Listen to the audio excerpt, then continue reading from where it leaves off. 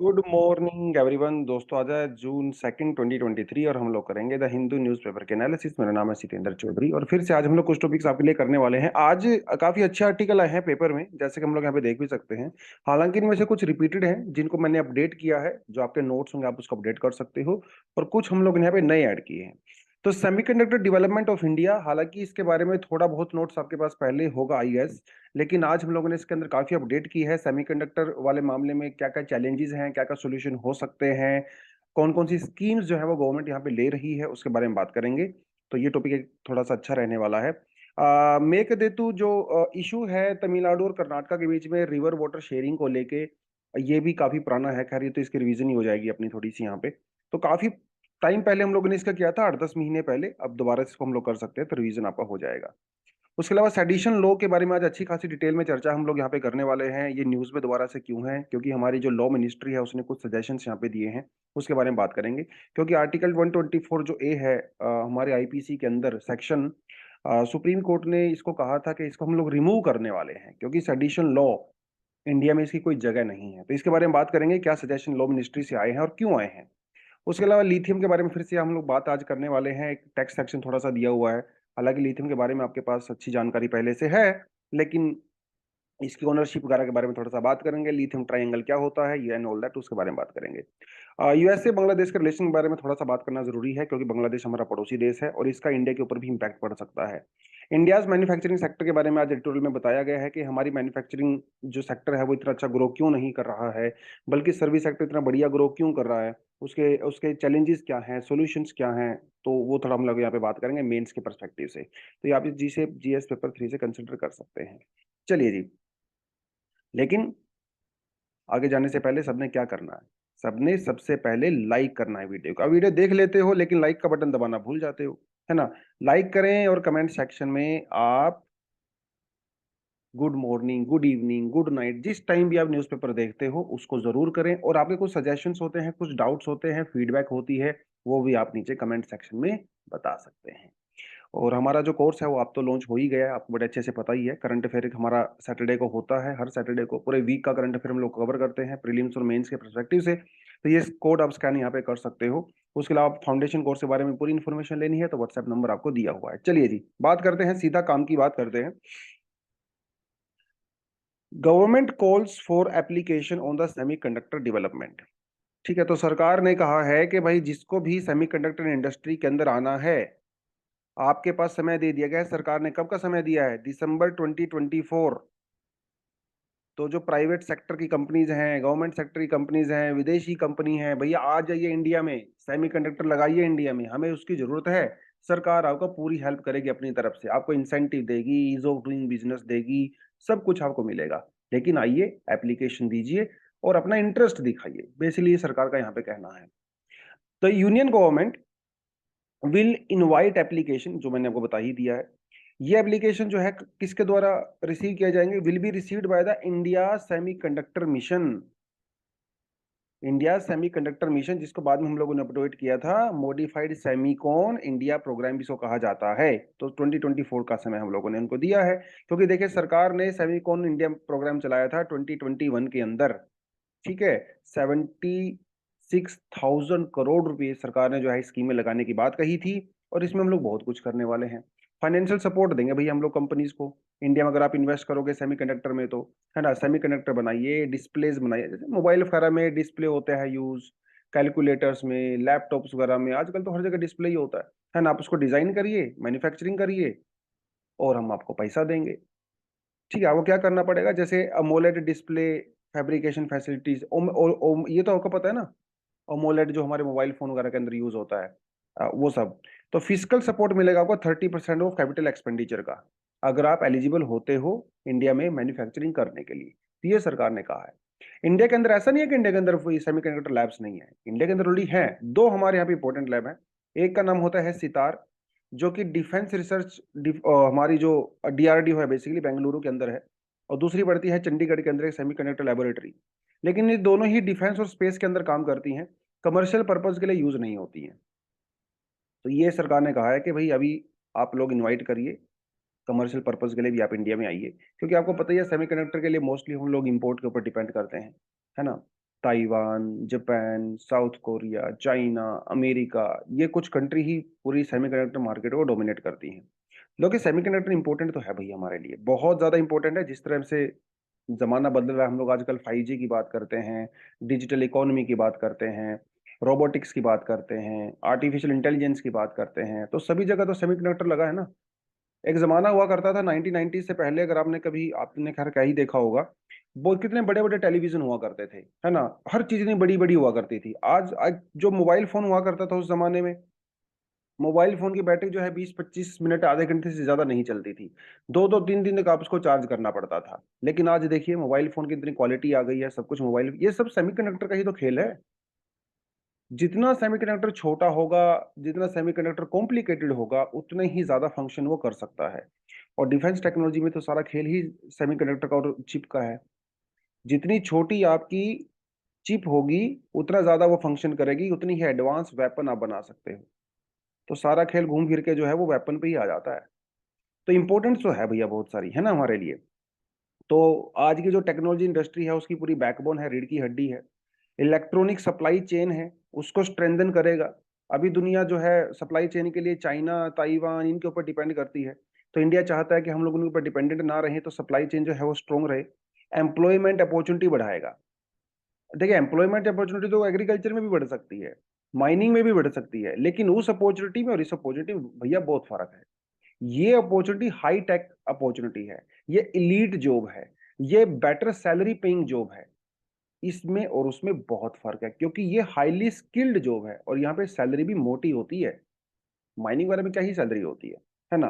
Better negotiation power कर सकता है। आज इंडिया किसी देश से बात करने जाता है, एक तरफ हम लोग बोलते हैं विश्व गुरु बनेंगे, हम बोलते हैं कि हम तो second largest, third largest economy है, दूसरी तरफ हम लोग अपने सेमीकंडक्टर खुद प्रोड्यूस नहीं कर पाते हैं। तो एक बेटर नेगोशिएशन पावर कर पाएगा इंडिया जो दूसरी कंट्री से डील करने वाले केसेस में। इंपोर्ट बिल बचेगा, सबसे बड़ी बात है ना। आजकल हम लोग क्या कर रहे हैं, कोरिया से, ताइवान वगैरह से इधर से इंपोर्ट करते हैं, तो बिलियंस ऑफ डॉलर्स तो हमारे उन पे ही खर्च हो जाते हैं। तो अगर हम लोग खुद बनाएंगे तो इंपोर्ट बिल हमारा बचेगा। फॉरेन करेंसी जो इंडिया से बाहर जा रही है वो नहीं जाएगी, हमारा फॉरेक्स रिजर्व बढ़ेगा और हमारा एक्सपोर्ट भी बढ़ेगा, एम्प्लॉयमेंट अपॉर्चुनिटी फिर यहाँ से भी बढ़ेगी। तो इंपॉर्टेंस बहुत सारी है ना। तो इसकी मैन्युफैक्चरिंग करना तो खैर हमें है ही, राइट। तो ये कुछ एग्जांपल इन्होंने मोबाइल फोन वगैरह का जो दिया था मैंने वही दिया है यहाँ पे, इसमें कुछ खास है नहीं। ठीक है, सेमीकंडक्टर क्या होते हैं आपको अच्छे से पता, अगर आपने थोड़ा स्कूल में थोड़ा साइंस वाइंस पढ़ा हो 10th स्टैंडर्ड तक। सेमीकंडक्टर बेसिकली एक ऐसा मटेरियल होता है जो इलेक्ट्रिसिटी, ये बड़ा यूनिक सा होता है। यूनिक इन द सेंस कि ऐसा होता है कि सेमीकंडक्टर वैसे तो इंसुलेटर होता है नॉर्मली तौर पे देखा जाए, लेकिन जब आप इसके ऊपर फोर्स अप्लाई करते हो या वोल्टेज अप्लाई करते हो तो ये करंट प्रोड्यूस करना शुरू कर देता है। सेमीकंडक्टर्स जैसे सिलिकॉन, जर्मेनियम, है ना, गैलियम, आर, ये आपको याद रखना है, ठीक है, आपसे पूछ सकता है एग्जाम में, प्रीलिम्स वगैरह में। तो फिर वो कंडक्टिविटी करना शुरू कर देता है। लेकिन प्योर सेमीकंडक्टर इंसुलेटर होता है, थोड़ा उसके अंदर हम लोग इम्प्योरिटी डालनी पड़ती है। तो सेमीकंडक्टर के अंदर जो इम्प्योरिटी डालते हैं उसे डोपिंग कहते हैं। जैसे एथलीट्स वगैरह भी डोपिंग करते हैं ना, इम्प्योरिटी डालते हैं, स्टीरॉइड वगैरह लेते हैं, वो सारी चीजें करके, तो वो सब। तो लोकेशन फैक्टर देखिए, ये हमारे एग्जाम में बिल्कुल जीएस पेपर 1 के अंदर मेंशन किया गया है, locational factor of the industries. इसमें कॉटन इंडस्ट्री, आयरन इंडस्ट्री, वो सब होता है। क्या मतलब, क्या इसका ये होता है कि कोई भी इंडस्ट्री अगर कहीं पे सेटअप है तो क्यों है, कौन से ऐसे फैक्टर हैं जो उसको सपोर्ट करते हैं। आप जैसे हम बोल लीजिए कि इंडिया में जो सिविल सर्विसेज की तैयारी करने वाली इंडस्ट्री है, कोचिंग इंडस्ट्री है, वो कुछ ही जगह पे क्यों है। अगर मेडिकल आईआईटी जेई इंडस्ट्री है तो कोटा में क्यों है। अगर आईएएस वाली इंडस्ट्री है तो वो दिल्ली में क्यों है, या कुछ खास जगह पे क्यों है। कुछ तो लोकेशन फैक्टर होते होंगे ना। ऐसे ही सेमीकंडक्टर इंडस्ट्री सेटअप कहीं पे अगर करी जाए तो उसके लिए कौन कौन से लोकेशन फैक्टर होते हैं। पहली बात तो वर्कफोर्स। सेमीकंडक्टर इंडस्ट्री एक बहुत ही हाई स्किल्ड जॉब होती है, तो टेक्निकली बहुत ज्यादा स्किल्ड वर्कफोर्स की आपको यहाँ पे रिक्वायरमेंट होती है। Apart from that lawyers, accountants, management consultants, वो सारी चीजें हो गया। कॉस्ट, बहुत ज्यादा ऑपरेटिंग कॉस्ट होता है भाई। ये जो फैब्स होती हैं, बहुत ज्यादा ऑपरेटिंग कॉस्ट होता है और हाईली सोफिस्टिकेटेड टेक्नोलॉजी की रिक्वायरमेंट होती है। तो इतने सोफिस्टिकेटेड ऑपरेशंस को हैंडल करने के लिए एक अलग तरह से आपको चीजें चाहिए, तो क्योंकि कॉस्ट बहुत ज्यादा होती है। एक छोटी सी फैक्ट्री लगाने में बिलियंस ऑफ डॉलर का खर्चा हो जाता है, तो कॉस्ट तो ऑफ कोर्स है ही। Financial incentives and the subsidy जो सरकार प्रोवाइड करवाती है, सरकार प्रोवाइड नहीं कराएगी तो प्राइवेट कंपनी की इतनी औकात नहीं है कि वो इतना महंगा फैब लगा दे। प्राइवेट कंपनी को सरकारी हेल्प की रिक्वायरमेंट होती है। ट्रांसपोर्टेशन बहुत ज़्यादा जरूरी होता है, ठीक है, तो लिंकेज बनाने के लिए, फॉरवर्ड बैकवर्ड लिंकेज के लिए, तो उसमें road transport, air transport, inland water transportation सबकी रिक्वायरमेंट होती है, ये डेवलप होना चाहिए। इंफ्रास्ट्रक्चर मतलब water supply, electricity, internet access वगैरह कंटिन्यूस होनी चाहिए, हाई लेवल की स्पीड होनी चाहिए, 5G एंड ऑल दैट। और मार्केट अवेलेबिलिटी तो खैर जरूरी है ही, बिना मार्केट की कोई चीज़ बिकेगा नहीं। और अल्टीमेटली हम लोग प्रोड्यूस करते हैं बेचने के लिए, मार्केट भी जरूरी है। तो सरकार ने कई सारे इनिशिएटिव इसके लिए लिए हुए हैं सेमीकंडक्टर कैपेसिटी को इंक्रीज करने के लिए। National policy on the electronics 2019। उसके अलावा फिर हम लोगों ने बनाया स्पेक्स, जिसकी फुल फॉर्म होती है scheme for the promotion of the manufacturing of the electronic component in the industry. उसके अलावा हमारे हमारे पास एक modified electronic manufacturing cluster scheme भी है। देन हमारे पास आती है पीएलआई स्कीम, इस बार एग्जाम में यहाँ से क्वेश्चन भी पूछा गया था, है ना। देखिए, under this government will provide an incentive of 4 to 6% on the goods manufacturing in India and covered under target segment. ये प्राइवेट सेक्टर और गवर्नमेंट सेक्टर दोनों को दिया जाता है। ये एग्जाम में क्वेश्चन इस बार आया था, आपने अगर पेपर देखा होगा तो प्रीलिम्स का। उन्होंने कहा था कि जो पीएलआई स्कीम है, कि पीएलआई स्कीम से क्या होता है, हमारा एक्सपोर्ट सेक्टर ग्रो करता है। और पीएलआई स्कीम गवर्नमेंट और प्राइवेट दोनों कंपनी को दी जाती है।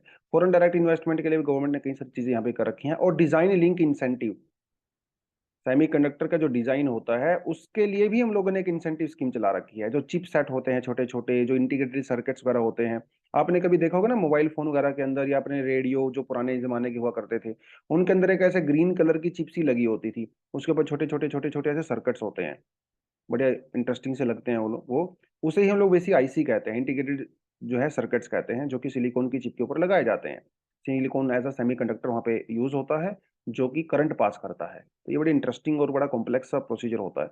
तो ये सब किसके लिए, डिजाइन के लिए भी हम लोगों ने बनाया हुआ है। ये डिजाइन बहुत इंपॉर्टेंट होता है। आप ये चीज देखिए, जैसे टीएमसी है, जो जो ताइवान की सबसे बड़ी कंपनी है, उसके लिए जो डिजाइन किया जाता है चिप्स को, वो अमेरिका में किया जाता है।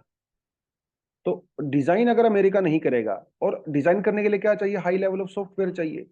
ताइवान के पास सॉफ्टवेयर नहीं है, सॉफ्टवेयर अमेरिका से आता है, डिजाइन अमेरिका से आता है। उस चिप के लिए, उस चिप के लिए जो मशीन है वहां पे, दुनिया की आज के टाइम पे सबसे सोफिस्टिकेटेड मशीनों में से मानी जाती है। वो चिप कहाँ से आ रही है, वो नेदरलैंड से आ रही है। ये सारी चीजें मिलजुल के फिर ताइवान में जाती हैं। ताइवान के अंदर फैक्ट्री है जहां पे उसको क्या किया जाता है, बनाया जाता है। तो ये पूरा एक चेन है, तब जाके हमारे हाथ में एक चिप आती है। तो डिजाइन भी बहुत जरूरी है। तो अगर हम भैया हम लोग बना नहीं सकते, कम से कम अगर चिप्स को डिजाइन तो कर सकते हैं। तो इसीलिए वो पूरी बात यहाँ पे चल रही है। लेकिन चैलेंज तो खैर हर चीज के ही होते हैं, इसके भी बहुत सारे चैलेंजेस हैं। आज हम लोग जो Japan, south Korea, America, Taiwan को देखते हैं सेमीकंडक्टर टेक्नोलॉजी में, जो एक दो दिन में नहीं आई है ये, इनको कई डेकेड्स का टाइम लग गया है। 1960s से ताइवान की इसके पीछे पड़ा था, और फिर 80s 90s के दौर में ताइवान ने उसको डेवलप किया है। तो 20-30 साल का समय लगा उनको। तो चैलेंजेस तो बहुत सारे हैं, है ना। तो हमारे यहाँ पे क्या क्या चैलेंजेस है, हाई कॉस्ट, मैंने आपको जैसे पहले बता ही दिया है। लो ease of doing business India में, छोटी सी फैक्ट्री लगाने के लिए आपको 50 तरह का पेपर वर्क करना पड़ता है, वो समस्या हमारे यहाँ पे हमेशा ही रहेगी। Lack of technology, of course, protectionism, जिस तरह से अमेरिका आजकल प्रोटेक्शनिज्म कर रहा है अपनी लोकल इंडस्ट्री का, तो वो टेक्नोलॉजी इजिली ट्रांसफर नहीं करेगा। लो स्किल्ड लेबर हमारे यहाँ पे है, और लो एफडीआई भी हमारे यहाँ पे है। मैं वैसे तो हमारे इंडिया में सबसे ज्यादा एफडीआई है, लेकिन इलेक्ट्रॉनिक वाले फील्ड में इंडिया में सिर्फ 1% से भी कम एफडीआई है। तो इस फील्ड में एफडीआई आता ही नहीं है, तो पैसा हमारे पास है नहीं। लैंड एक्विजिशन का बहुत इशू है। फैक्ट्री लगाने के लिए भैया जगह चाहिए, जगह तो तभी आएगी ना जब आपके पास लैंड होगी। तो लैंड एक्विजिशन बहुत बड़ी प्रॉब्लम है इंडिया में। अनस्टेबल पावर सप्लाई, तो लगातार बिजली आपको चाहिए। तो वो सेमीकंडक्टर चिप बन रही है और बिजली झटका मार गई, बिजली झटका मारेगी तो वो पूरा लोड खराब हो जाता है। फ्रेश वाटर चाहिए, बहुत ज्यादा फ्रेश वाटर चाहिए होता है सेमीकंडक्टर चिप्स वगैरह को बनाने के लिए। तो ये भी एक हमारे यहाँ पे समस्या है। पानी हमारे पास पहले से ही समस्याएं हैं। तो ये कुछ चीजें हैं, थोड़ा आपको पता होना चाहिए, और इन्हीं को चीजों को देख के आप सॉल्यूशन भी फाइंड आउट कर सकते हैं। प्रॉब्लम आपको पता है तो सॉल्यूशन भी फाइंड आउट कर सकते हो। मेक दे तो drinking water project won't pose problem for the Tamil Nadu, ये काफी पुराना आर्टिकल है, तो ज्यादा डिटेल में नहीं जाऊंगा, बस आपको ये बताता चलूं कि ये पूरा मामला क्या है। तो पहले तो आपको यही पता होना चाहिए कि मेकादेतु जो प्रोजेक्ट है वो कौन कौन से स्टेट में है। भैया ये कर्नाटका और मध्य तमिलनाडु के बीच में का इशू है। इशू क्या है, इशू है कावेरी रिवर के ऊपर। कावेरी रिवर में जो है एक और रिवर आके मिलती है जिसका नाम है अर्कावती। ठीक है, एज अ ट्रिब्यूटरी। और ये बेंगलुरु से 100 किलोमीटर ऊपर की तरफ पड़ती है। और कर्नाटका में बेंगलुरु एक मल्टी पोलिटन जो है वो एक सिटी है। अ, उसकी जनसंख्या बहुत ज्यादा है भाई, तो वहाँ पे बहुत ज्यादा पानी की रिक्वायरमेंट होती है। और कर्नाटका का अगर आप बेंगलुरु वाला एरिया देखो तो वो रेन शेडो जोन में पड़ता है, तो वहाँ पे रेनफॉल वगैरह उतना ज्यादा नहीं होता। बट स्टिल एक सेमी ड्राई टाइप का एरिया है, तो उनको पानी तो चाहिए। तो पानी कहाँ से आएगा? तो कर्नाटका का प्रपोजल है कि हम लोग एक डैम बनाएंगे, मेकादेतु डैम बनाएंगे। कहाँ बनाएंगे? जहाँ पे कावेरी रिवर के अंदर जो है अर्कावती रिवर आके मिलती है, उसके आसपास हम कहीं पे बनाने वाले हैं। तो ये उन्होंने कहा। अब तमिलनाडु को इसमें गुस्सा आ गया। तमिलनाडु के, हाँ भैया अब तो हमारा पानी रोक दोगे, सप्लाई कम हो जाएगी। तो उस चक्कर में जो है वो लोग सुप्रीम कोर्ट वगैरह में जो है वो गए हुए हैं। कावेरी रिवर के बारे में तो बेसिक बेसिक इन्फॉर्मेशन आपके एनसीईआरटी के अंदर ये दिया हुआ है, कहाँ पे वो ब्रह्मगिरी रेंज जो वेस्टर्न घाट के अंदर होती है वहां से ओरिजिनेट होती है। उसके बाद वो कर्नाटका, तमिलनाडु वगैरह के अंदर आती है। तो ये जो है पूरा इशू यहाँ पे बनता है मेकादेतु वाला। और मेकादेतु की जो जो जो ट्रिब्यूटरी हैं, आज आप देख सकते हो तमिलनाडु के अंदर कौन कौन से ट्रिब्यूटरी हैं, भवानी, नोयाल और अमरावती। अ, उसके अलावा जो कर्नाटका के अंदर ट्रिब्यूटरी है वो है हरांगी, हेमावती, अर्कावती, लक्ष्मण था, काबिनी, ठीक है, सूरनावती। तो ये थोड़ा आप यहाँ पे देख सकते हो। तो ये है मेकादेतु प्रोजेक्ट के बारे में थोड़ा सा। तो मिनिस्टर साहब हैं डी के शिव कुमार जी, ये कर्नाटका के हैं। और इनका कहना है कि भैया देखो, तमिलनाडु से हाथ जोड़ के मैं रिक्वेस्ट करता हूँ कि दिक्कत मत करो यार, डैम हम बनाएंगे, आपको कोई प्रॉब्लम नहीं होगी। तमिलनाडु वाले कह रहे हैं भैया ऐसे कैसे प्रॉब्लम नहीं होगी, आप पानी हमारा रोक दोगे तो दिक्कत तो होगी। क्योंकि तमिलनाडु में वहाँ पे काफी ज्यादा एग्रीकल्चर एरिया है जहाँ से वो पानी रिसीव करते हैं। तो ये बेसिकली इनके बीच में झगड़ा वो चल रहा है। चलिए, sedition law can be retained but with the safeguards, ऐसा कहा है लॉ कमीशन ने। तो बात ऐसी है कि कुछ समय पहले सुप्रीम कोर्ट ने सरकार को ये कहा था कि भाई जो सेडिशन लॉ है, ठीक है, देशद्रोह, जो सेडिशन लॉ है, हम इसे रिमूव क्यों ना करें, क्योंकि सेडिशन लॉ का काफी मिसयूज होता है, ऐसा सुप्रीम कोर्ट ने कहा। उस चक्कर में सेंट्रल गवर्नमेंट ने एक कमीशन बनाया था, और उस कमीशन ने अपनी रिपोर्ट फाइनली यहाँ पे दे दी है। कमीशन ने ये कहा है कि देखिए, सेडिशन लॉ को आप रिटेन कर सकते हो, मतलब वो रहना चाहिए। Sedition law section 124 of Indian penal code. लेकिन आप उसके अंदर कुछ सेफगार्ड प्रोवाइड करवा सकते हो ताकि उसका मिसयूज ना हो। ये जो सेडिशन एक्ट है, लॉ है 124A सेक्शन, इसके लिए सबसे बड़ा जो रीजन दिया जाता है रिमूव करने के लिए, वो ये दिया जाता है कि भैया कॉलोनियल लेगेसी है, अंग्रेजों ने इसको बनाया था। देखो कब बनाया था, 1870 में। कितने साल हो गए हैं, 160 साल पहले इसको बनाया गया था। एक आर्गुमेंट ये दिया जाता है कि इतने पुराना लॉ जो इंडिया में था, इसका कोई मतलब नहीं है। ब्रिटेन ने खुद इसको हटा दिया अपनी कंट्री में से, तो हम इसको लेके काहे घूम रहे हैं फालतू में। कमीशन ने ये कहा कि भाई कॉलोनियल जो लेगेसी है, ये कोई कारण नहीं हो सकता किसी भी लॉ को हटाने का। इंडिया का जो एंटायर लीगल फ्रेमवर्क है, वो पूरा कॉलोनियल लेगेसी ही तो है भाई। हमारा 70% कॉन्स्टिट्यूशन क्या है, वो भी कॉलोनियल लेगेसी ही तो है। इंडिया का police force system, all India civil services जिसकी आप तैयारी कर रहे हो, ये सब कॉलोनियल लेगेसी ही तो है। इसको भी हटा दें क्या? हमारा पार्लियामेंट, कितनी सारी बिल्डिंग्स वो ब्रिटिशर्स लोगों ने बनाई थी, तो उसको भी हटा दें क्या? तो कॉलोनियल लेगेसी के नाम पे सिर्फ ये कहना कि आप इसे हटा दीजिए ठीक नहीं है। हाँ, उसके अंदर कुछ कमियां हैं, आप उसको दूर कीजिए। रिटेन कर सकते हो लेकिन सेफ गार्ड प्रोवाइड करा सकते हो ताकि उसका मिसयूज ना हो। हमारे पास दूसरे कानून भी हैं, हमारे पास यूएपी है, हमारे पास एनएसए है। लेकिन ये हर उस चीज को टैकल नहीं कर सकते जिसे यूएपी जिसे जो है सेडिशन कर सकता है। तो ये प्रोविजन जो थोड़ा उन्होंने यहाँ पे बताए हैं, आप उसको सेफ गार्ड कर सकते हो बेसिकली। ये इन्होंने सजेशन दिया है। जो लॉ मिनिस्ट्री की सजेशन होती है वो बाइंडिंग नहीं होती है। अब ये सरकार के ऊपर डिपेंड करता है उसको मानेगा या नहीं मानेगा। सुप्रीम कोर्ट के ऊपर डिपेंड करता है कि वो इसका कितना वेटेज देता है। जैसे कुछ और एक्ट हमारे सेक्शन हमारे पास हैं, section 196A code of criminal procedure. उसके अलावा हमारे पास 173 भी है सीआरपीसी। और उसके अलावा हमारे पास सेक्शन 154 है सीआरपीसी। ये भी कुछ कुछ डील करते हैं ऐसी चीजों की वजह से, लेकिन जो सेक्शन 124A डील करता है वो उससे डील नहीं कर पाते हैं। तो जैसे 124A क्या कहता है, any expression that insights violence against the government would invariably B tried under the special law. तो सरकार के खिलाफ अगर आप कुछ बोलते हो, कुछ लिखते हो, क्रिटिसिज्म करते हो बहुत हार्श, उस केस में आपके ऊपर सेडिशन लगाया जाता है। और ये कॉलोनियल लेगेसी है, जैसे मैंने आपको बताया 1870 में इसको फाइनली तौर पे इंट्रोड्यूस किया गया था 124A, और आज तक ये उसी के अंदर में लेकिन आज़ादी के दौरान इसका बहुत मिसयूज हुआ, ब्रिटिशर्स लोगों ने किया। सबसे पहली बार 1891 के अंदर सेडिशन लॉ लगाया गया था जगेंद्र चंद्र बोस जी के ऊपर। ठीक है, तो इनका एक जो न्यूज़पेपर था जेसी बोस, बहुत पुराने पुराने नहीं मतलब बड़े फेमस एक फ्रीडम फाइटर भी रहे हैं, बांगो बासी, ठीक है, बांग्ला पेपर था ये। तो इन्होंने क्रिटिसाइज किया था ब्रिटिश गवर्नमेंट के प्रपोजल को, age of the consent bill, जिसमें जो एज होती है गर्ल्स और बॉयज की उसको चेंज किया गया था। तो इनके ऊपर सेडिशन लॉ लगाया गया। फिर गंगाधर तिलक जी के ऊपर 1987 के अंदर सेडिशन लॉ लगाया गया। महात्मा गांधी जी के ऊपर 1922 में लगाया गया। महात्मा गांधी जी ने यहाँ तक कह दिया था कि जो सेडिशन लॉ है, it is the prince among the political section of the IPC design to suppress the liberty of the citizen. और इवन नेहरू जी के ऊपर लगाया नहीं गया, लेकिन नेहरू जी, पटेल, जितने भी उस समय पे हमारे पॉलिटिशियंस थे, सबने यही कहा कि सेडिशन लॉ नहीं होना चाहिए। लेकिन अनफॉर्चुनेटली आजादी के बाद इसे हमारे आईपीसी के अंदर ज्यों का त्यों कंटिन्यू किया गया। ये भी एक बड़ी बात है। तो सेडिशन लॉ बेसिकली आपको पता ही है क्या कहता है कि भाई किसी भी तरह का अगर आप बोलते हो, लिखते हो, कुछ भी गवर्नमेंट के अगेंस्ट में डिसअफेक्शन दिखाते हो, तो आपके ऊपर लग सकता है।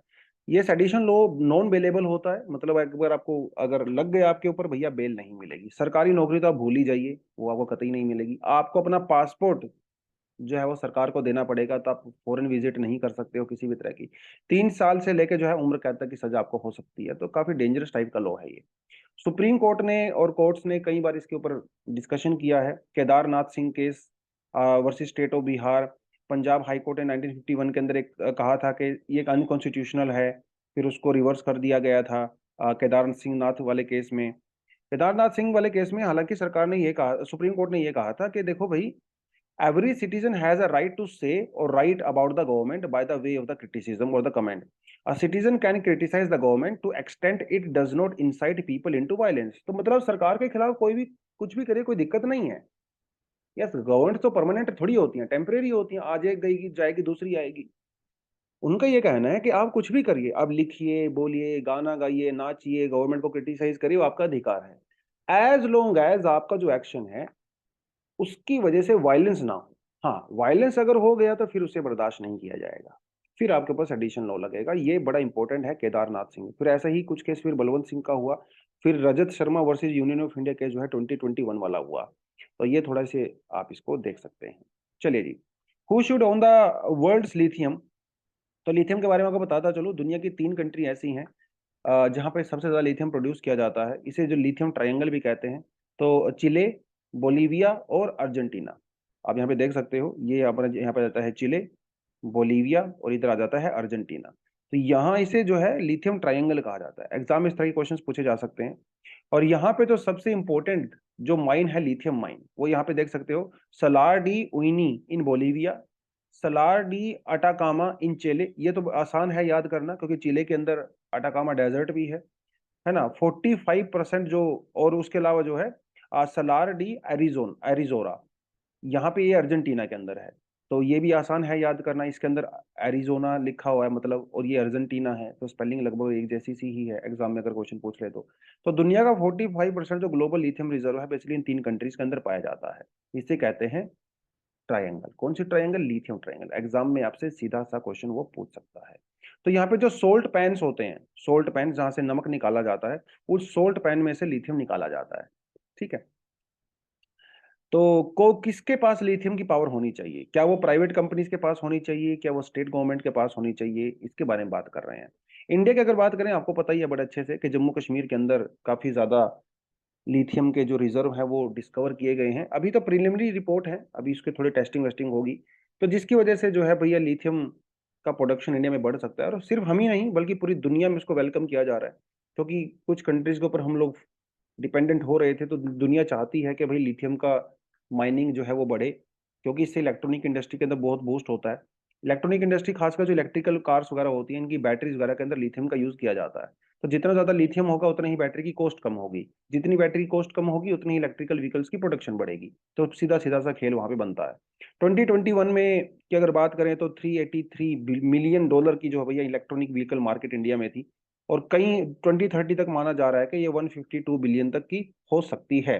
तो 2019 और 20 की अगर बात करें तो इंडिया ने 929 मिलियन डॉलर की जो है लिथियम बैटरी हम लोगों ने इंपोर्ट किया था विदेशों से। ये तो यार बहुत पैसा खर्च करना पड़ता है अपने को। और जिस तरह से दुनिया की का माहौल चेंज हो रहा है, आज हम लोग 5G टेक्नोलॉजी की बात कर रहे हैं, artificial intelligence, low carbon electronics and all that, तो लिथियम का वेटेज बढ़ गया है। लिथियम के साथ साथ कोबाल्ट, क्योंकि ये है रेयर मिनरल्स हैं। कोबाल्ट से तो इस बार यूपीएससी में क्वेश्चन भी पूछा गया है, कोंगो से। कोंगो में दुनिया की सबसे ज्यादा कोबाल्ट जो है कंपनीज हैं, जिसको चाइना कंट्रोल करता है मोस्ट ऑफ देम को, और चाइना के ऊपर डिपेंड कर रहे हैं भैया हम लोग। कोबाल्ट भी बैटरी के अंदर यूज होता है अलोंग विद लिथियम। तो ये थोड़ा सा आपको पता होना चाहिए, यूपीएससी में सीधे सीधे क्वेश्चन यहाँ से आते हैं। तो किसके पास होना चाहिए ये लिथियम? जैसे मान लो मेरा खेत है, मेरे खेत के नीचे भैया यूरेनियम मिल गया, तो यूरेनियम किसका होगा? क्या मेरा होगा, या उस कंपनी का होगा, प्राइवेट कंपनी का जो उसे माइन करेगी, या सरकार का होगा? ये बड़ा इंपॉर्टेंट क्वेश्चन है। सुप्रीम कोर्ट ने थोड़े समय पहले कहा था कि भैया जिसकी जमीन होगी सब कुछ उसका होगा। उस जमीन से लेके अर्थ की कोर तक सभी उसी आदमी का होता है जो जमीन को ओन करता है, जिसका ओनर होता है। और इंडिया में 22% जो लैंड है वो पब्लिकली ओन्ड है, मतलब जो फॉरेस्ट वगैरह हैं उनके अंदर में सब आती है। तो एक तो ये इंपॉर्टेंट चीज यहाँ पे हो गई, आपको ये थोड़ा पता होना चाहिए। अब चलिए इंडिया की तो बात की बात है, जब हम लोग देखेंगे तब करेंगे। और जैसे हमारे यहाँ पे यूरेनियम है, एटॉमिक एनर्जी एक्ट है 1962, जिसके अंडर में जो एटॉमिक वगैरह की मिनरल्स वगैरह की माइनिंग होती है वो कंप्लीटली गवर्नमेंट के द्वारा की जाती है, प्राइवेट सेक्टर वहाँ के अंदर अलाउ ही नहीं है बिल्कुल भी। लेकिन लिथियम के लिए क्या होता है? अब लिथियम उतना सेंसिटिव तो नहीं है भाई जितना यूरेनियम है। हाँ इंपॉर्टेंट है लेकिन उतना सेंसिटिव नहीं है, तो क्या यहाँ पे प्राइवेट कंपनी को इन्वॉल्व किया जा सकता है? दूसरी कंट्रीज क्या करती हैं, चिले और बोलीविया के अंदर क्या है। चिले की अगर बात करें तो यहाँ चिले की गवर्नमेंट ने लिथियम को एक स्ट्रेटेजिक रिसोर्स डिक्लेयर किया हुआ है। स्ट्रेटेजिक रिसोर्स का मतलब ये है कि ये पूरी तरह से स्टेट गवर्नमेंट, मतलब वहां की सरकार के हाथ में है। और सरकार चाहे तो प्राइवेट कंपनी को कॉन्ट्रैक्ट दे भी सकती है, जैसे उन्होंने SQM और अल्बीर मार्ले ये दो कंपनी को कॉन्ट्रैक्ट दिया हुआ है। लेकिन उसका जो डिस्ट्रीब्यूशन वगैरह होता है वो पूरा सरकार वहां पे देखती है। ऐसा ही कुछ कुछ आपको जो है दूसरी कंट्रीज में भी देखने को मिलेगा। आप अर्जेंटीना में चले जाइए, वहां पे भी, बोलीविया के अंदर भी। मोस्टली जो कंट्रोल है बेसिकली वो गवर्नमेंट के हाथ में है। बोलीविया के ने तो नया कॉन्स्टिट्यूशन एडॉप्ट किया था थोड़े समय पहले ही, तो इन तो सीधा सीधा कह दिया था, the control, direction, exploration, exploitation, industrialisation, transport, भाई ये सारा कुछ किसका है? ये सब नेचुरल रिसोर्स हैं, और ये सिर्फ गवर्नमेंट ही यूज कर सकती है, मतलब उसको नेशनलाइज तरीके से किया गया। Usually south American, mostly south American countries के अंदर सोशलिज्म चलता है, और वो प्राइवेट सेक्टर को उतना ज्यादा वेलकम नहीं करते हैं। ये भी एक काफी हिस्टोरिकल इशू चलता है between north America south America. North America पूरी तरह से कैपिटलिस्ट है, और साउथ अमेरिका जो पूरी तरह से सोशलिस्ट है। तो ये भी एक थोड़ा देखने को पड़ेगा आपको यहाँ पे। खैर, वो कुछ भी करते हैं उससे हमारे ऊपर कोई खास फर्क पड़ने वाला नहीं है। उस उन चीजों का, हमारी सिचुएशन अलग है, हम देखेंगे क्या करेंगे। तो इंडिया क्या करेगा भाई, वो पूरा प्राइवेट सेक्टर को देगा, आधा देगा, पब्लिक प्राइवेट पार्टनरशिप करेगा, क्या करेगा? लेकिन इनका ये कहना है कि जो भी करे, लेकिन जम्मू कश्मीर में जहां पे उसको खोजा गया है, यार वहां के जो लोग हैं आप उसका ध्यान जरूर रखें। देखिए इंडिया में जैसे छोटा नागपुर प्लेटू है, यहाँ पे कितने तरह की माइनिंग होती है, उसके बावजूद देखिए रिसोर्सेज तो छोटा नागपुर प्लेटू के हैं, मतलब वहां पे जो लोग रहते हैं, उसके बावजूद भी दुनिया इंडिया के सबसे पुअर जो है वो डिस्ट्रिक्ट्स में आते हैं। तो पॉवर्टी, एनवायरमेंट डिग्रेडेशन, वो प्रॉपर तरीके से होना चाहिए, तब तो फायदा है। तो जम्मू कश्मीर के लोगों को बेनिफिट मिलना चाहिए अगर वहाँ पे इस तरह की चीजें हो रही है ना। चलिए, how has Dhaka reacted to the US threat on the visas? Basically America का ये कहना है कि 2014 और 2018 के इलेक्शन में बांग्लादेश के अंदर इलेक्शन जो है वो फेयर नहीं हुए, उनको रिग किया गया, और ह्यूमन राइट वायलेशन भी हुआ। बहुत सारे अपोजिशन लीडर को शेख हसीना गवर्नमेंट के द्वारा जेल में डाल दिया गया। बहुत सारे जो जर्नलिस्ट थे उनको भी जेल में डाल दिया गया। तो यहाँ पे ह्यूमन राइट वायलेशन हो रहा है। तो हम लोग ऐसे लोगों को वीजा नहीं देंगे जो बांग्लादेशी ऑफिशियल्स हैं, जो कि प्रो गवर्नमेंट हैं, ठीक है, चाहे वो जुडिशरी के हों, सिक्योरिटी के हों, कहीं से भी हों, हम उनको वीजा नहीं देंगे। तो ये बेसिकली अमेरिका और बांग्लादेश के बीच में थोड़ा सा इशू बन गया है। खैर, उनके रिलेशन की बात करें, हालांकि दोनों के बीच में ठीक ठाक से रिलेशन है, स्ट्रॉन्ग रिलेशन है, लेकिन एक हिस्ट्री होती है भाई, है ना। जब निक्सन गवर्नमेंट हुआ करती थी, 1971 का वॉर हुआ था, उस समय अमेरिका ने पूरी तरह से पाकिस्तान का साथ दिया था, और अमेरिका ने बांग्लादेश को धमकी भी दिया था कि आप पाकिस्तान से सेपरेट नहीं हो सकते। तो वो जो इतिहास होता है ना, वो आपका पीछा नहीं छोड़ता है। जैसे आजकल इंडिया और अमेरिका की अगर बात करें, चाहे अमेरिका हमारा कितना ही खास दोस्त बन जाए, अमेरिका के कितने ही अच्छे ट्रेड रिलेशन बन जाए, लेकिन वो जो फंसा हुआ है ना हमारे इतिहास में कहीं, कि अमेरिका जो है वो पाकिस्तान का सपोर्ट किया करता था, वो इतना आसानी से नहीं जाता है। आप ब्रिटेन के साथ देख लीजिए, आज ब्रिटेन से हमारे चाहे जितने अच्छे रिलेशन हो, लेकिन वो ब्रिटिश की हिस्ट्री इरेज नहीं की जा सकती। ऐसा ही बांग्लादेश के साथ भी है। हालांकि जो बांग्लादेश के अंदर जो गारमेंट बिजनेस है, वो मोस्टली अमेरिका में ही एक्सपोर्ट होता है। पूरी गारमेंट इंडस्ट्री अमेरिका के ऊपर टिकी हुई है बांग्लादेश की, तो उस तरह से तो रिलेशन ठीक है। और जिस तरह से अभी इंडो पैसिफिक जो पॉलिसी आई है बांग्लादेश की, उसमें भी उन्होंने कहीं ना कहीं चाइना का बिल्कुल भी सपोर्ट नहीं किया है, बिल्कुल भी। तो वो भी वही चाहते हैं जो इंडिया चाहता है, अमेरिका चाहता है। तो ये कुछ कुछ चीजें हैं। खैर, जो होगा वो हमारा कोई खास कंसर्न नहीं है। ठीक है। ने इंडिया के साथ आप कैसे इसको रिलेट कर सकते हो? जो यूक्रेन को लेके इंडिया का व्यू पॉइंट है, वही यूक्रेन को लेके बांग्लादेश का भी व्यू पॉइंट है। और अगर इंडिया के साथ वो व्यू पॉइंट अपना चलाता है, तो इंडिया बांग्लादेश ऑफ कोर्स एक अच्छे रिलेशन में वैसे भी है ना। तो एक स्ट्रेटेजिक अलायंस बनती है, एक ग्रुपिंग बनती है रीजनल। तो ये थोड़ा सा आप देख सकते हो। चलिए जी, एडिटोरियल क्या कहता है आज का? एडिटोरियल कहता है कि भाई, ये देखिए कहाँ गए अपना एडिटोरियल, ये रहा। At the root of the India's manufacturing challenge. Manufacturing तो इंडिया में करनी ही है, लेकिन इसके चैलेंज भी बहुत सारे हैं। चैलेंजेस क्या क्या हैं, सॉल्यूशन क्या क्या है, वो थोड़ा सा इन्होंने यहाँ पे बताया है। एक स्लाइड में आपको एक्स्ट्रा ऐड करूंगा, ठीक है, जब आपको मैं ये टॉपिक करवाऊंगा। मैं आपको दिखा ही देता हूँ, ठीक है। लेट मी शो यू, क्योंकि मैंने बनाया तो था। हाँ, ये रहा।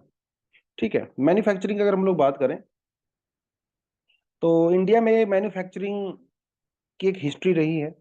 देखिए, पहले तो 1991 से पहले तो हमारे यहाँ पे कुछ खास मैन्युफैक्चर होता नहीं था। जो मैन्युफैक्चर होता था उसकी क्वालिटी बहुत अच्छी नहीं होती थी, एफडीआई वगैरह अलाउड नहीं था, तो जो कुछ गिनी चुनी डोमेस्टिक कंपनीज थी वही प्रोड्यूस किया करती थी। फिर हम लोगों ने 1991 के अंदर क्या किया, अपना रिफॉर्म्स किए, डोमेस्टिक रिफॉर्म्स किए, है ना।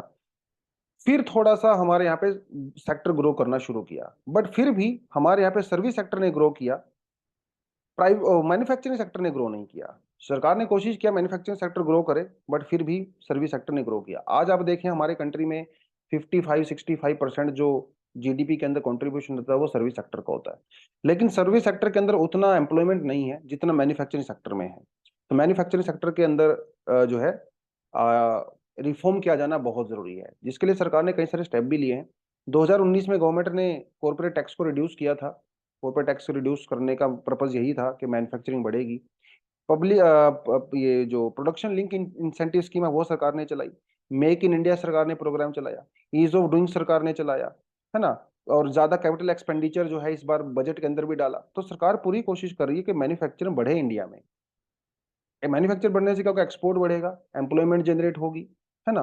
और हमारे पास ज्यादा ऑप्शंस भी आएंगे, इंपोर्ट के ऊपर हम लोग कम डिपेंडेंट करेंगे। लेकिन फिर भी यहाँ पे कई सारे इश्यूज हमारे सामने आते हैं। इश्यूज क्या है? एक तो हमारे यहाँ पे एजुकेशन की क्वालिटी बहुत पुअर है। कुछ आईआईटीज वगैरह आपको दिखती हैं, लेकिन इतने बड़े देश में सिर्फ आईआईटीज से काम नहीं चलेगा। उसके अलावा और जो इंजीनियरिंग कॉलेजेस हैं, आईटीआई वगैरह हैं, उनकी क्वालिटी बहुत ज्यादा पुअर है। अब तो देखिए, रिपोर्ट ऐसा चाहती नहीं है, लेकिन पहले जब प्लानिंग कमीशन हुआ करता था, तो प्लानिंग कमीशन ने ये कहा था कि इंडिया में सिर्फ 5% लोगों यूथ के पास ही एक वोकेशनल ट्रेनिंग है। यही साउथ कोरिया में 80% से ज्यादा है। वहां का यूथ जब कॉलेज से पास आउट होता है तो उनके पास 80% लोगों को कुछ वोकेशनल स्किल होता है। तो सीधी सी बात है, काम उनको बेटर मिलेगा, ज्यादा बढ़िया प्रोडक्शन करेंगे। तो एक तो वो चीजें हैं, और इन्होंने इश्यूज यहाँ पे क्या बताए, लॉन्ग टर्न अराउंड। अब ये जमान चीज देखिए, दिल्ली से आपको कोई सामान ऑस्ट्रेलिया में भेजना है, तो भाई पहले से तो वो दिल्ली में कहाँ आएगा, चेन्नई में आएगा या मुंबई में आएगा, किसी पोर्ट में जाएगा ना, वहां से ऑस्ट्रेलिया में जाएगा। और जब मान लो वो 2-3 महीने के बाद अगर दिल्ली से मान लो वो चेन्नई आ भी गया, अब चेन्नई पोर्ट के ऊपर उसको लोड करना, अपलोड करना, शिपिंग करना, इसमें बहुत ज्यादा समय लग जाता है। तो कॉस्ट इंक्रीज हो जाती है, और ये सारा प्रोसीजर जो है वो बिजनेस फ्रेंडली नहीं होता है। ट्रांसपोर्टेशन बहुत मुश्किल है हमारे यहाँ पे। हालांकि सरकार जो है वो पीएम गति स्कीम वगैरह चलाने की कोशिश कर रही है, लेकिन उसका भी कुछ खास बेनिफिट नजर अभी फिलहाल तो नहीं आ रहा है। अगर आप अमेरिका से, सिंगापुर वगैरह से कंपेयर करेंगे इंडिया में, तो हमारे जो मोस्टली खर्चा होता है आम आदमी का, वो फूड के ऊपर होता है।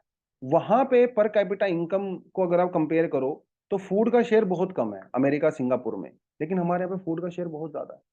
तो जब खर्चा ही हम लोग सारा भोजन के ऊपर कर रहे हैं, तो मैन्युफैक्चरिंग की डिमांड कहाँ से होगी? डिमांड नहीं है तो सप्लाई भी नहीं है, प्रोडक्शन भी नहीं हो रही है। और रही कहीं कसर जो है वो डीमोनेटाइजेशन ने पूरी कर दिया। आरबीआई का तो आंकड़ा ये कहता है कि 2035 तक डीमोनेटाइजेशन का इम्पैक्ट आपको नजर आएगा। तो अभी तो बहुत समय है। तो ये यहाँ पे बड़ा नुकसान हो गया, मैन्युफैक्चरिंग सेक्टर डर गया डीमोनेटाइजेशन से। तो वो अभी इन्वेस्ट नहीं कर रहा है। सरकार बार बार अपील कर रही है प्राइवेट सेक्टर को इन्वेस्ट करिए, लेकिन वो इन्वेस्ट करने का नाम ही नहीं ले रहे हैं, वो डरे हुए हैं। और अब 2000 का नोट भी हट गया, तो जो गवर्नमेंट की पॉलिसीज है वो भी अनस्टेबल है, गारंटी नहीं है। यही कुछ दिक्कतें हैं। उसके अलावा एक्सपेंसिव पावर, बिजली बहुत महंगी है, महंगी भी है और डिसकंटिन्यूस भी है ना। स्पेस की रिक्वायरमेंट है, फैक्ट्री लगाने के लिए लैंड चाहिए, 10-10 साल तो लैंड एक्वायर करने में ही लग जाते हैं। लोग प्रोटेस्ट करते हैं, सुप्रीम कोर्ट में केसेस चले जाते हैं। तो ईज ऑफ डूइंग बिजनेस जो है वो नहीं है हमारे यहाँ पे, अनफॉर्चुनेटली। इंडस्ट्रियल वेस्ट डिस्पोजल एक अलग समस्या है, तो इन्वायरमेंटलिस्ट एनजीटी वगैरह वो अलग दिक्कतें हैं। तो इतना आसान नहीं है मैन्युफैक्चरिंग करना। जिस तरह से कंट्री की पॉपुलेशन है, लैंड के ऊपर प्रेशर है, अनस्किल्ड हमारे यहाँ पे लेबर है, ट्रांसपोर्टेशन की समस्याएं हैं, स्ट्रक्चरल प्रॉब्लम्स हैं, और इतने सालों की प्रॉब्लम्स हैं, ये तो एक आसानी से तो नहीं जाएंगी। आ, खैर कोशिश कर रही है सरकार के, हाईवेज वगैरह बड़े अच्छे बनाए गए हैं, ताकि ये जो ट्रांसपोर्टेशन में कॉस्ट होता था, टाइमिंग लगता था, वो थोड़ा रिड्यूस हो जाए और पोर्ट तक आसानी से सामान पहुंचाया जा सके। लेकिन चीज़ों में समय लग रहा है और आगे थोड़ा और लगेगा। बट अगर हमें सॉल्यूशन पता है और इश्यूज पता है, तो सॉल्यूशन हम लोग कहीं ना कहीं ढूंढ सकते हैं। तो वही बेसिकली इस आर्टिकल के अंदर बात कही गई है। उसके अलावा कुछ एडिशनल आर्टिकल हैं। ये तो मेरे ख्याल से कल वाले ही है, नहीं कल वाले नहीं, ये कल वाला है। ठीक है, ये भी कल वाला है, इसे मैं रिमूव कर दूंगा। ये जो है वो आज का है। ठीक है, हालांकि इसको मैं थोड़ा सा अपडेट कर दूंगा आपकी फाइनल उसमें। कुछ स्टूडेंट कह रहे थे सर पीडीएफ कहाँ से मिलेगा? अगर आप नीचे जाओगे डिस्क्रिप्शन में, तो नीचे आपको लिंक दिया हुआ है डॉक्यूमेंट का, आप उसके ऊपर क्लिक करके डॉक्यूमेंट को डाउनलोड कर सकते हैं। ठीक है जी, चलिए बच्चों, आज के लिए इतना ही है। Thank you very much, all the best, जय हिंद।